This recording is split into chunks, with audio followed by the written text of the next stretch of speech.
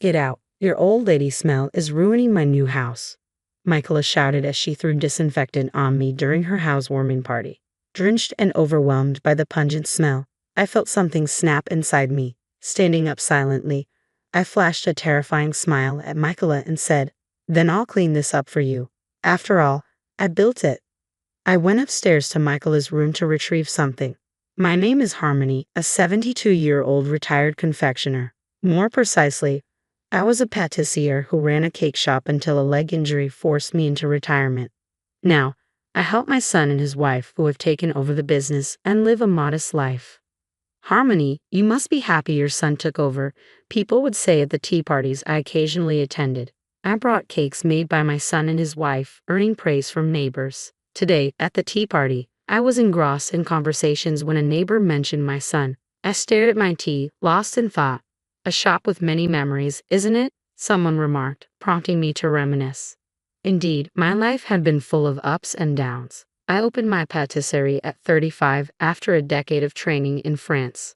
Upon returning, my parents opposed the idea, saying a cake shop in the countryside wouldn't work. I defied them, saying, "I'll do it my way," and opened my shop. It became popular in 6 months, becoming the talk of the town. My French trained skills were praised, attracting customers quickly. My once opposed parents came to respect and fully support me. "Time to think of the next new creation," my husband Daniel said, supporting our cake shop while preparing for the next day. "Summer is tough for sales. Maybe a cold dessert would be a hit." That's what we were discussing when we heard the bell at the shop door. I hurried to the counter. "Welcome," I called out, only to see Michaela, my sister-in-law, who appeared 2 years older than me. She was always flamboyant, having moved from the city. She dressed to stand out, enjoying the attention. Today she wore an actress hat and sunglasses, not fitting for the countryside. Honestly, I disliked her. Her hurtful remarks and belittling of our cake shop were intolerable. Being a doctor at a university hospital, she flaunted her income and education, but only when my brother Kendrick wasn't around. I was deeply annoyed by her cowardice. Boring as ever. The decor's outdated and it's dusty. "Do you even clean?" Michaela said, worried her fancy clothes would get dirty. I couldn't hide my annoyance and responded curtly, "Did you come just to say that?" "I just stopped by on my way to my new house. Why else would I visit such a place?" she replied, looking around carelessly and picking up a cookie, placing it roughly at the register. "I can't see the shop lasting, but I'll contribute to the sale since you're Kendrick's sister." She bought a mere $7 cookie with that attitude. Who could warmly welcome such a sister-in-law? If she were Kendrick's wife, I'd have her out of here immediately. As I wrapped the product, grappling with these complaints in my heart, Michaela continued her tirade. "Poor Kendrick, having such a failure for a sister. He said he gave up on his own shop because of you." Her words struck my heart painfully. Kendrick had generously helped finance my shop's construction when I returned and found no support. Only Kendrick stood by me. Later, I discovered the money he used was his own saved-up capital for starting a business. If you hadn't interfered, Kendrick might have had his own shop by now. Really pishable. "Then why don't you help him financially?" Daniel appeared behind me and retorted sharply at Michaela, glaring at her. "It's between Harmony and Kendrick, not for outsiders like us. Only Kendrick has the right to complain about Harmony. Do you even have the right to blame her?" Daniel, undaunted by Michaela, confronted her. Michaela, seemingly annoyed by Daniel's audacity, furrowed her brows and removed her sunglasses with a puzzled look. "Of course I have the right. That money was mine. You have no business interfering in this. The funds for Harmony's shop were from before Kendrick married you, right? If Kendrick has no complaints, why should you persistently blame Harmony? Harmony is my wife." Which husband would remain silent while his wife is being maligned?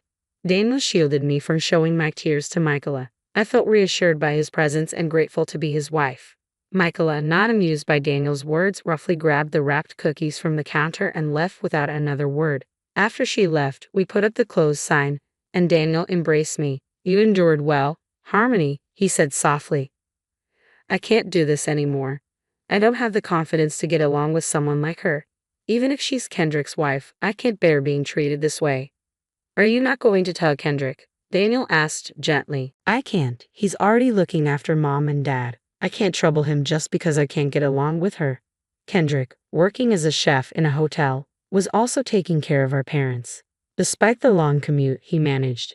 He had saved to open his own shop and be closer to our parents. It was with this in mind that he was saving money. Money can be earned again. I want to see you succeed as a top patissier. This money is an investment in your future. You'll definitely become famous, Kendrick assured me, investing $2 million in my startup. I was deeply grateful to Kendrick, and when he married Michaela, I was overjoyed. But I never expected her to be like this. I was tormented daily about what to do. Tomorrow we're going to Kendrick's housewarming, right? Maybe you could mention it to him. If Kendrick talks to Michaela, maybe she'll stop, Daniel suggested. Reluctantly agreeing, I focused on closing up the shop. Lately, I couldn't bring myself to tell Kendrick about Michaela. Kendrick's happiness, while he supported Mom and Dad, was precious. Despite sacrificing his own dream of opening a shop, I couldn't burden him further with Michaela's issue. I simply couldn't. The next day, Daniel and I, with a shortcake in hand, visited Kendrick's new home.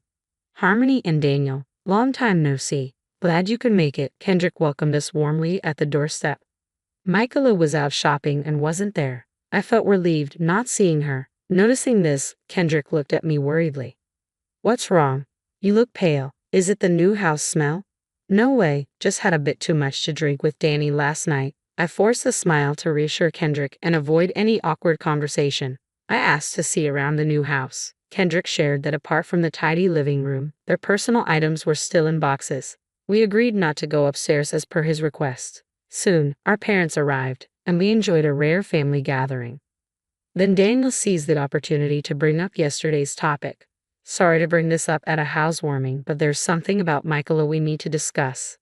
Wait, Danny, I wasn't ready, I panicked, but Daniel looked at me earnestly, holding my hand. Harmony, I've seen how hard you've worked, thinking about the family, keeping your struggles to yourself. It seems unfair to Kendrick and the others. Struggles? Harmony, have you been having a hard time? Kendrick asked, his expression full of concern. Realizing I was hiding something, everyone looked worried. I regretted my foolish thought of just enduring it all. Actually, I've been harassed by Michaela for a long time, I confessed. Everyone was shocked, especially Kendrick. Knowing his wife was bullying his sister-in-law was understandably distressing. Unable to continue, Daniel explained the situation for me. A heavy silence followed, and I wondered if I should have kept quiet. That's when Kendrick, as if having made a decision, spoke to Mom. Mom, I've made up my mind. That's right, no need to hold back anymore. Daniel and I exchanged confused looks at the unexpected response. Just as we were about to ask more, we heard the front door open. I'm back. It's so hot outside. Is Kendrick not here? Michaela returned home at the worst possible time. The family's spirits dampened as if sensing the charged air of her untimely arrival. Kendrick excused himself and headed towards the entrance. Let's store the cake in the fridge for now, Daniel suggested. As Mom and I moved to do so, reaching for the fridge door, Michaela stormed into the living room. Hey, don't you touch our stuff, she shouted, startling Mom and me. I'll take care of the house. Just stay put. Fading a creepy pleasant smile, she snatched the cake from me. Her words seemed softened, but there was an underlying sharpness, especially as she roughly took the cake. Mom, witnessing this, was speechless and unable to react, shocked by such treatment in front of her. Feeling hurt, I urged Mom to join me on the living room sofa. Sitting next to Daniel, I tried to hold back my tears. Thank you all for coming to our housewarming today, Michaela said, her tone falsely sweet. If you have gifts, you can leave them here. I'll gladly accept them, Michaela said, taking over as if she were the host. Her greedy words irritated both Daniel and me. Our parents, watching her closely, reluctantly presented their gift to Michaela. Following suit, though not keen, I handed over my gift, which Michaela snatched. What a boring gift. Typical, Michaela muttered, just loud enough for me to hear. Shocked by her audacity to complain despite receiving a gift, I felt my patience turning into anger. Then Michaela took out a bottle of disinfectant from a supermarket bag. Well then, let's wrap this up, she said, splashing the disinfectant on me. Drenched and stunned, I was speechless as my family cried out in alarm. So, I guess it's the height of the party, Michaela said, turning toward me and splashing the disinfectant again. Completely soaked, I couldn't believe the sudden turn of events. My family gasped. Hey, Michaela, what are you doing? Mom shouted, raising her voice and standing in front of me to protect me. Everyone glared at Michaela.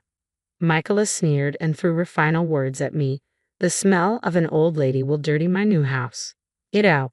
At that moment, something inside me snapped. Silently, I stood up with a frighteningly pleasant smile and said, "So you hate filth that much? Well, let me clean it up for you.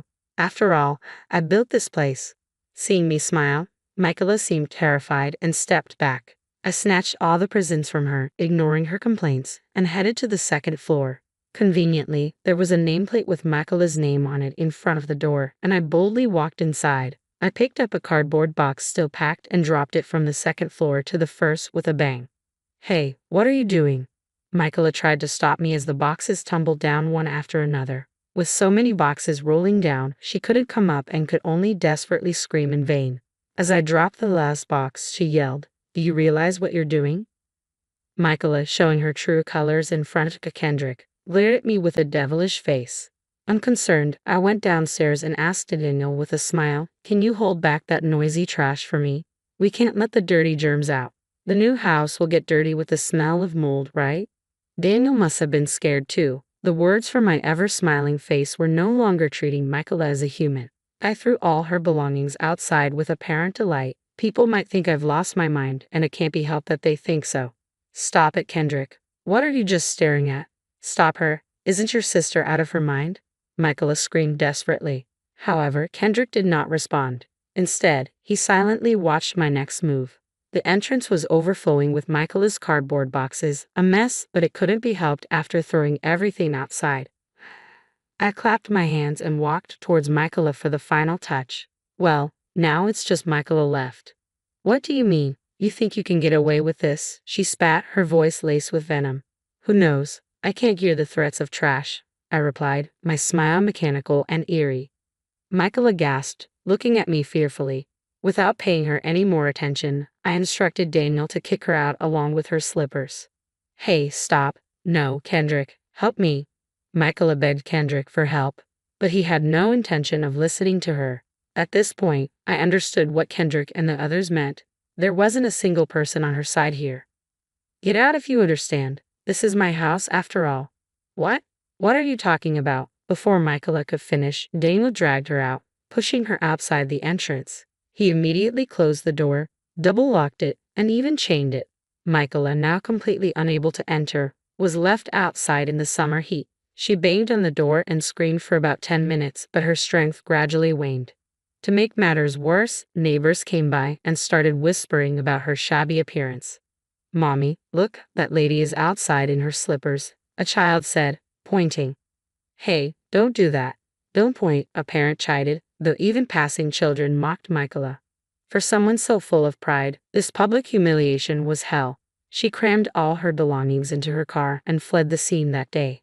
Seeing this, I regained my composure and hastily turned to Kendrick. "What should we do, Kendrick?" "I'm sorry, that was?" "It's okay, I know the situation. Besides, we should be the ones apologizing," Kendrick said gently. He suggested we go back to the living room where Mom had prepared tea and cake. I borrowed clothes from Kendrick and quickly changed to avoid catching a cold. After changing, we all sat down, trying to find some semblance of normalcy amidst the chaos. I sat on the living room sofa as Kendrick began explaining why he had been silent all this time. "That woman was actually harassing Mom in the same way," he said. "What?" I was shocked by this sudden revelation. Daniel and I looked at Mom in surprise. "It all happened when I wasn't around," Mom continued. "She constantly harassed and mocked me, even made fun of you. It was really terrible. Michaela had been bad-mouthing you every time we met, suggesting that your poor upbringing was due to my bad parenting. She claimed that if we had more money, Kendrick wouldn't have had to struggle. That's what I confessed to Kendrick yesterday." Kendrick nodded. "Mom told me everything, and I decided that since you built the house, we should explain the situation to you and your family before deciding what to do next. That's what led to today." Michaela, who even tormented Mom, could never be forgiven. Trembling with anger, I clenched my fists so tightly that my nails dug into my palms. Seeing this, Daniel gently placed his hand over mine. "Harmony, I know how much you care about family. Maybe you don't have to endure this anymore," Daniel said softly. "After hearing all this, I definitely can't go on with her either," I said, my resolve solidifying. Inspired by Kendrick's determination, I steeled myself to teach Michaela a lesson. We pledged to act, and the next day, my phone was flooded with a storm of calls from Michaela, Kendrick, Daniel, and I decided to meet her alone. What do you mean by kicking me out of the house? You won't get away with what you did. Michaela's shrill voice echoed as she entered my office. Wearing the same clothes as yesterday, with dark circles under her eyes from lack of sleep, she looked miserable.